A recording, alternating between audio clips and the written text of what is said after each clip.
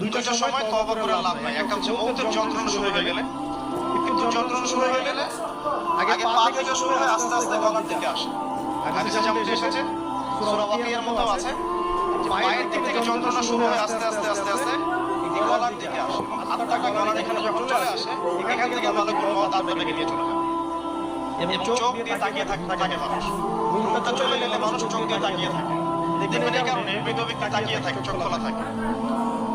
এবং তখন আসমান থেকে সিঁড়ি নামিয়ে দেওয়া হয়, ওই সিঁড়িতে করে আত্মা চলে যাচ্ছে, ও তাকিয়ে দেখে যে আত্মা চলে যাচ্ছে।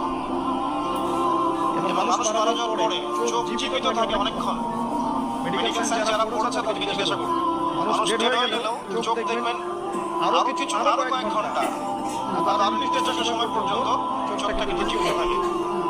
এই জন্য চোখ বন্ধ করে দিতে হয়। যাই হোক, যেটা বলছিলাম যে মৌতের যন্ত্রণা শুরু হয়ে গেলে তওবা করে লাভ নাই।